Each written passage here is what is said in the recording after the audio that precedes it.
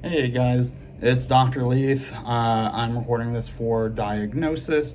I hope everybody's doing well, staying safe, taking care of yourself, watching after your loved ones. That is what's most important.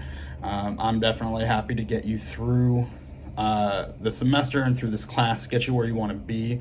But what's more important to that is taking care of yourself and your family. Okay, we can't take care of ourselves. If we can't take care of ourselves, we can't take care of clients, right? So I don't have a whole lot of YouTube experience, but I feel like a really fundamental awakening inside. Like maybe this is my missed calling. So we'll see what happens. Bear with me. Feel free to contact me. I'm going to narrate some PowerPoints and put up readings, and I promise we're going to get you all the information you need to know. Okay, so I'm going to switch over here, start my screen recording. Come on now. There we go. Okay, so personality disorders. Everybody has a personality, and those personalities are made up of different traits, right? So think of the big five, right? Openness, conscientiousness, extroversion, agreeableness, and neuroticism, right? Ocean, right? And so those personality disorders are those that have traits in such high amounts or such low amounts that there's become a problem. I'm getting ahead of myself here. Let me go back one slide. So personality disorders, they almost always come with other diagnoses: anxiety, depression, and eating disorder, anger, things like that, right? But the twin hallmarks of personality disorders are that we see them starting in late adolescence or early adolescence.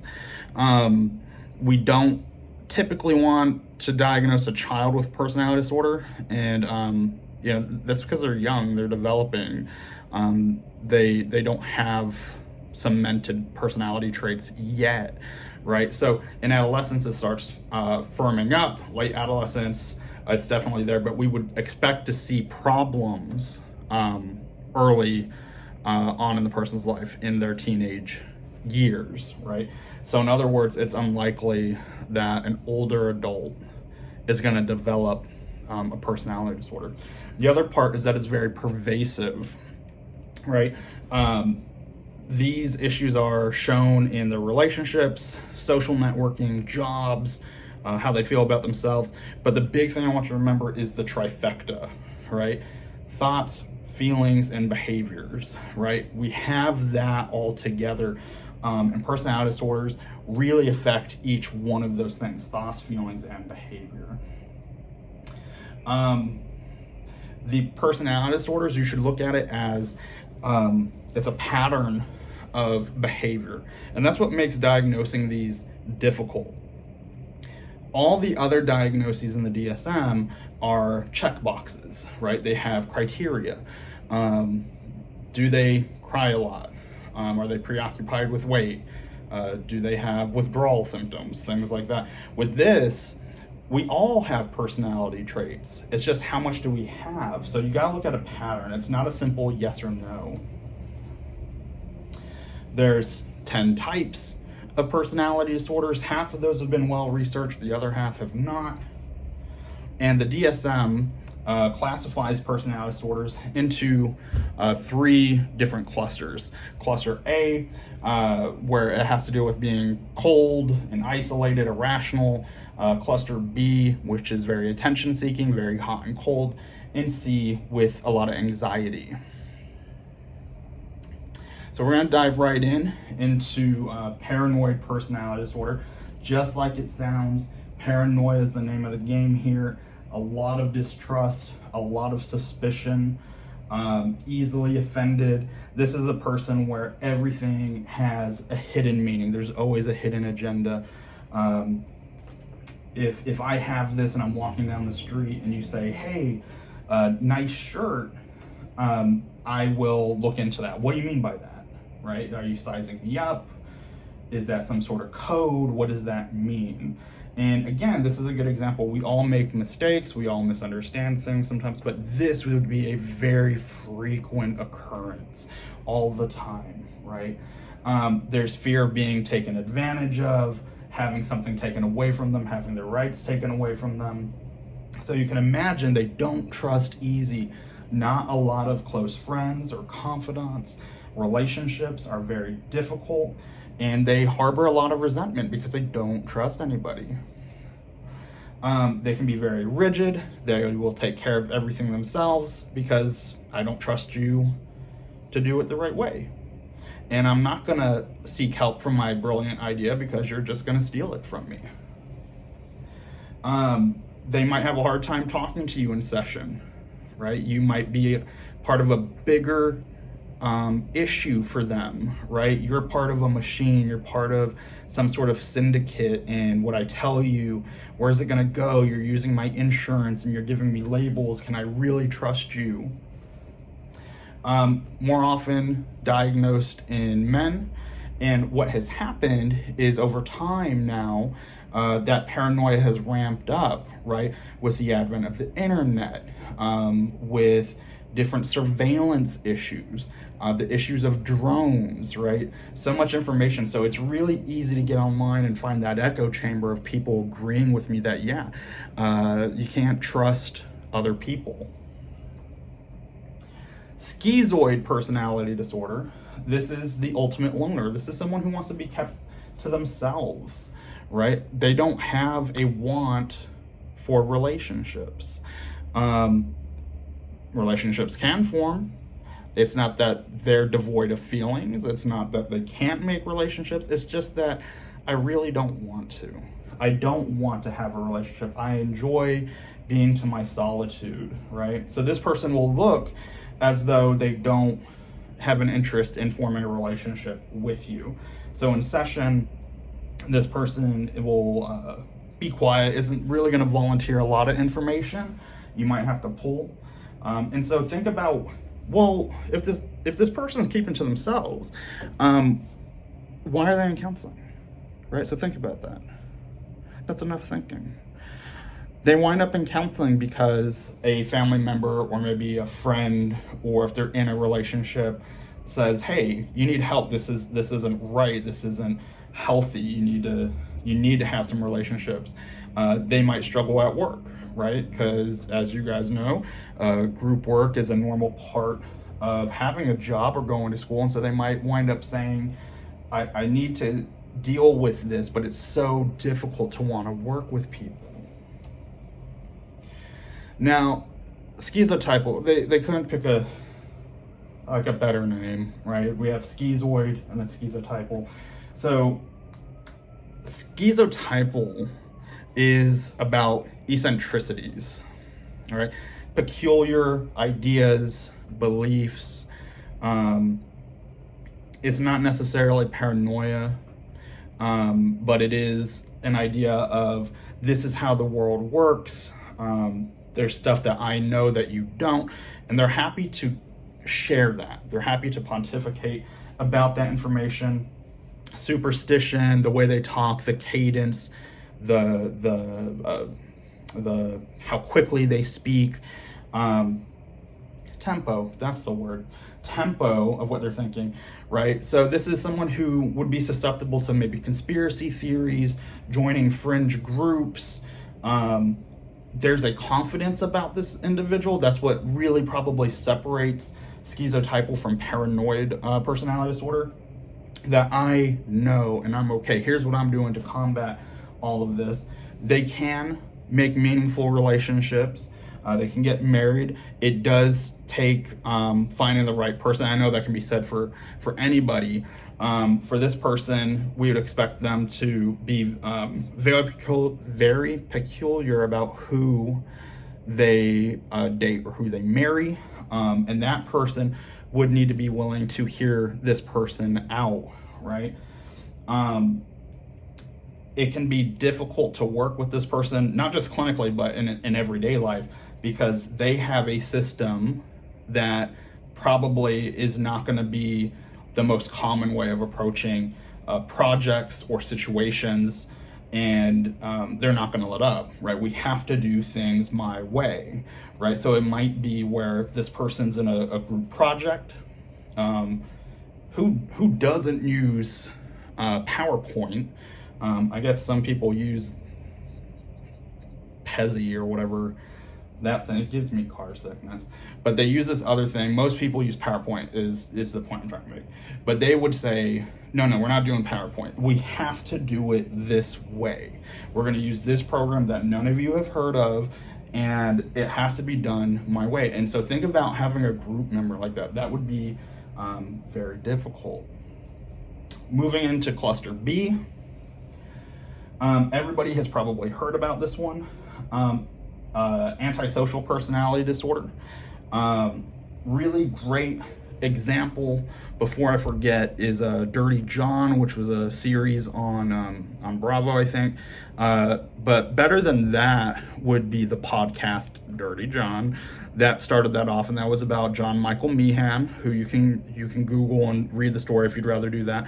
But this was someone who lacks empathy, is very egocentric, very self-centered, and is willing to do whatever is needed to get what he wants, right? And that's what antisocial is about. A lot of times people confuse the term antisocial for being like a wallflower, being shy. You'll get parents come in and say, oh, my child, he's so antisocial. Or you might have friends, and we've all been there. We talked about this with saying I'm so OCD or something like that. Somebody says, I'm just very antisocial. What they probably mean, what we would hope they would mean, is I'm asocial. I don't want to interact with people today. I don't feel like being social. Antisocial, right? So we're talking about anti-society. I can't empathize with people. I don't know how this makes you feel, so it doesn't bother me. I want what I want when I want it, and I'll do what I need to do to get it, even if that violates the law, your rights. I'm not concerned with you, and it doesn't bother me. There's a lack of guilt, big red flag, lack of guilt, lack of empathy, right?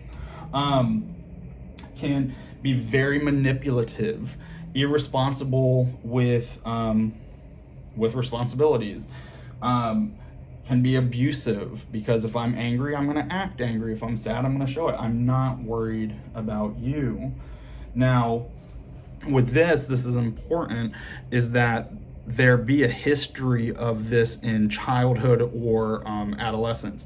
In childhood, so for those of you who are school counselors or going to work with youth, right, we have oppositional defiant disorder, so the kid's always arguing with adults and things like that, not following rules.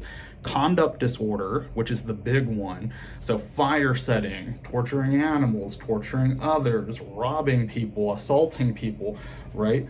We see that in childhood. That evolves into antisocial personality disorder if we don't see it. So it is a prerequisite for antisocial. And there's a lot of hiccups with that, right? Because maybe the child went undiagnosed or misdiagnosed. Parents weren't able to get them to see a counselor. But we would expect to see this early on.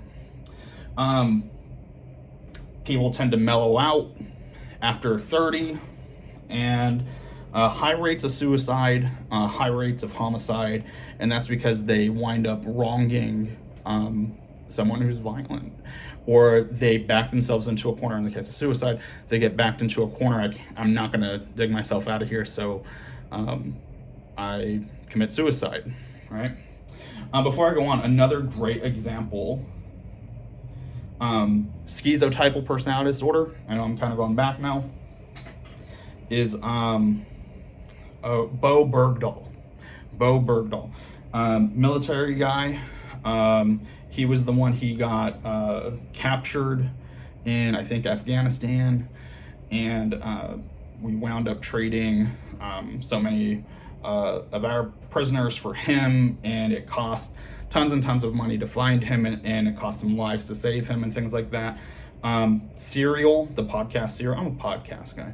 Serial season 2, listen to that. Great example of schizotypal personality disorder and how it looks. Borderline, this is probably another one a lot of you are familiar with. So Borderline is about a couple different things. Borderline manifests as extreme hot and cold tendencies, right? So in dating relationships, whoever they're dating, they go on the first date, right? Best foot forward. They go home. Their roommate says, "How was that?" This person will say, "This is the person I'm gonna marry. This is the best. I am so in love." And my ex, oh my God, they're horrible. They're no good. But this person, this is the one. This is the ticket. And then when there is even a very small slight, such as canceling a date, then it becomes, this person sucks. This person is horrible. How dare they treat me? And we even see that with our clients. The client comes with borderline and they say, "You are the best counselor. You are so much better than my last counselor. Oh my goodness, they were horrible." And then a day will come where you need to reschedule an appointment. And they will say, "How dare you cancel an appointment with me?" And so what I'm trying to illustrate is that high up and that low, right? It's hot and it's cold. The other thing is that borderline is an intense fear of abandonment. And I would also throw in there an intense fear of invalidation, right? So when you cancel on this client, or even if they're your friend and you say, "Oh, I know we had plans to get coffee, but I can't make it today," what they feel is rejection. And even though that is not what you meant, that's not what you're going for, you're not rejecting anybody, they feel rejected, they feel invalidated, and that triggers everything. So that triggers the self-harm, notorious history of self-harm. And relationships, it triggers the breakup to makeup sequence. Some of you know what I'm talking about. It triggers the drug use to numb that pain. It triggers the running away to get away. Fine, you don't appreciate me, I'll find someone who does. Right? The other thing that I want each of you to remember with borderline is that it is almost always accompanied with trauma, some sort of trauma, right? So very standard practice. You think somebody has borderline, go ahead and do an assessment for PTSD. And if not PTSD, maybe that complex trauma we talked about. It could have been that this person was an artist in a family full of athletes. It could have been that they were adopted and never quite fit in with their family, even if despite the best efforts of the adopting family, right? So that is all traumatic stuff. It's just not that, remember that big T trauma that we talked about. It's not the violent stuff. It could have been a systemic or complex trauma. It runs in families. It can be very destructive. We worry about suicide or accidental suicide. I had a client once who's, didn't work out with a boyfriend. Nothing particularly notable. They dated for a couple months and didn't work out. She would self-harm. He would go back to her. Eventually he said, "That's it, I'm done, I can't do this anymore." What she did then was cut her wrist very, very deeply, and took pictures and sent it to him saying, "Look what you made me do. You did this." She didn't have an intention to die. She didn't want to commit suicide. But in that moment, what we worry about is, while trying to make this point of, "Look how you hurt me," she accidentally cuts too deep. Or the person who does the same thing by taking pills. "I'm going to overdose," and they go on Wikipedia, they Google how much Vicodin can I take, and they miscalculate, and then they accidentally overdose. So that's what I mean by an accidental suicide. DBT, which a lot of you have heard me talk about, works very, very well for borderline, and it's a very fascinating set of symptoms. They get a lot of judgment from counselors or from mental health workers saying how difficult they are to work with. The symptoms, yes, when the symptoms are present, the symptoms are hard to work with. But these individuals, they don't want to feel that way. I promise you, they don't want to feel that way. They're worn out. They're tired. They're hurt. They're scared, and they feel invalidated. And so these are people who are really looking for help. but we kind of got to deal with those symptoms and kind of get them to go down a little bit so that way counseling can help. Histrionic personality disorder, not as well studied. This is a lot of grandiosity, a lot of dramatics. I've got to be the center of attention, very over the top, from everything, from the way they talk and their mannerisms to their dress to their behaviors. But I want to be center stage. I got to be the topic of conversation. I want to fit in. So sort of like borderline, I don't want to miss out. I don't want to be invalidated. I want to matter. But they can be so over the top that it pushes people away. So an example of what this looks like would be somebody, you go out to lunch and you go to Subway and they say, oh my goodness, this is the best food I've ever had. Or conversely, it could be, this is the worst food I ever had. This is the worst thing. But it's this talking in extremes so that the attention is on me. They tend to be very creative, right? And they can do great work, but it can drain other people, and that's where the problem lies. They can be seductive, right? They want to feel like they're fitting in. I like the attention, so I wind up acting provocatively.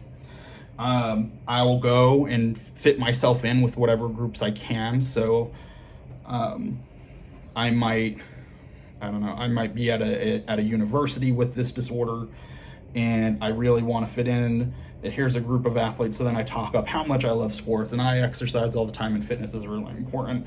And then I go to the gamer group and I do the same. I love video games. I'm a gamer. I can't believe how much I love it. And then I go to, like, I don't know, the knitting club, and I just God help me, I can't get enough knitting, right? This person in counseling, very easy to talk to because they're happy to talk about themselves. So a lot of what we're talking about in session with them is how they can work with others, how they can form meaningful relationships. They have to be aware of their behavior. Am I dominating conversations? And are all roads pointing back to me? Am I giving the other person in this relationship, my full attention when they're talking?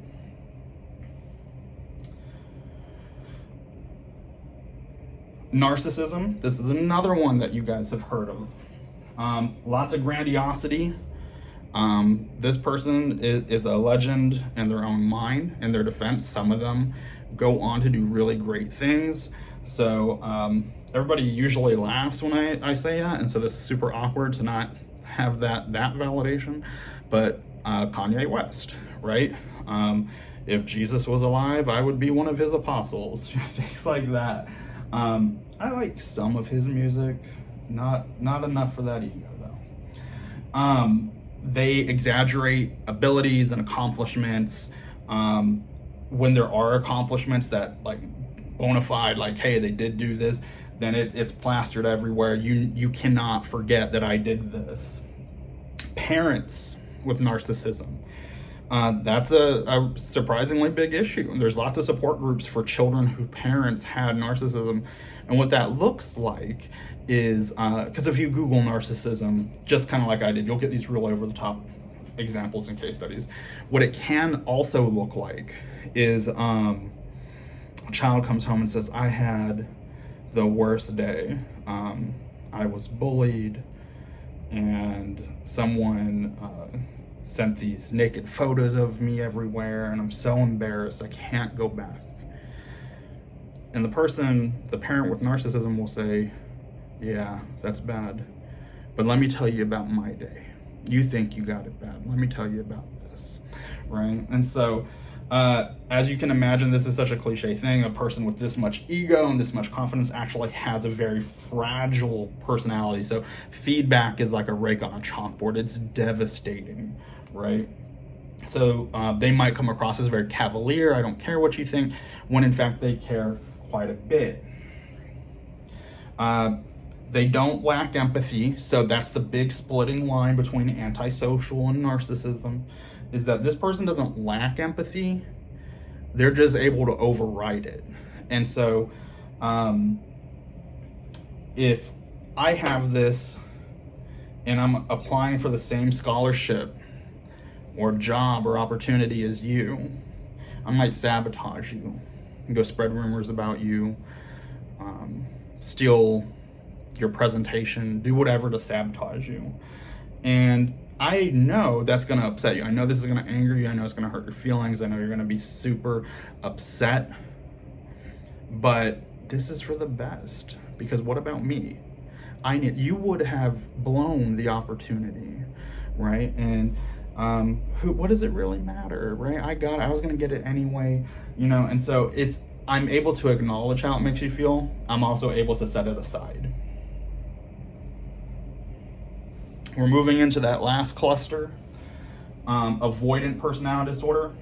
So this is someone who avoids social situations and avoids relationships. This person is afraid that they are going to do something. They'll commit some faux pas, right? Put their foot in their mouth, embarrass themselves. It's chronic and pervasive. So this sounds a lot like social anxiety, right? Well, the difference between this and social anxiety is social anxiety, there might be some places where I'm okay going and I feel good about, but it's also the level of anxiety that they experience. The anxiety itself is problematic. With avoidant personality, it's a very, no, I can't do that. It's very calm. There's less anxiousness. This person can misinterpret comments, even in counseling. It's difficult for them to get involved, to share things, to talk. There's just an intense fear of judgment. This person's also willing to put up with quite a bit of abuse and ridicule, because when I do, that's not true, that's a different disorder. They're able to marry and have those relationships, but it is incredibly difficult for them. Dependent personality is kind of the opposite. This is the one that I meant, where dependent personality disorder, the person is willing to put up with a lot of abuse and ridicule because I'd rather be in a relationship that's abusive and unhealthy than be by myself. This person has a difficult time making decisions for fear of making the wrong decision. So they can easily be taken advantage of or manipulated. They will go with the group. They will forego what they actually want just to have someone with them. However that looks, whether it's romantic, a family member, a coworker, a friend. It's not always romantic. And then our last one, obsessive compulsive personality disorder, another one where we couldn't pick a better name, right? So this is not like OCD, right? Where you have intrusive thoughts, you have obsessions, right? This one is the ultimate perfectionist, right? Everything has to be just so. I have to be in control. I know what's best. We're gonna do things my way. So lots of anxiety, rigidness, difficult getting things done on time or getting out the door on time because I want to make sure it's perfect, and I wind up deliberating over these really minute details to the point where I miss the deadline, or I keep messing with my outfit until now I'm running really late. But it's because it's got to be perfect, right? I'm representing myself, my family, this group. So difficult to work with. Imagine being in a group with this person. This would be the one who all the work, no matter how much work you did, they've got to verify it and make sure that it comes from them. Can be very stingy, refuse to throw things away, and will often make lists and try to be organized somehow. That's going to be it for personality disorders. Bear with me. I'm sorry if it seemed rushed. I'm sure I was breathing funny through this whole thing. I'm not even sure where I'm supposed to look when I'm doing this. So let me know what you think about personality disorders. Hopefully the quality of videos gets better as we move on. I hope each of you is well. Please continue to take care of yourselves. Review the articles we have online, and I will talk to you soon. Bye-bye.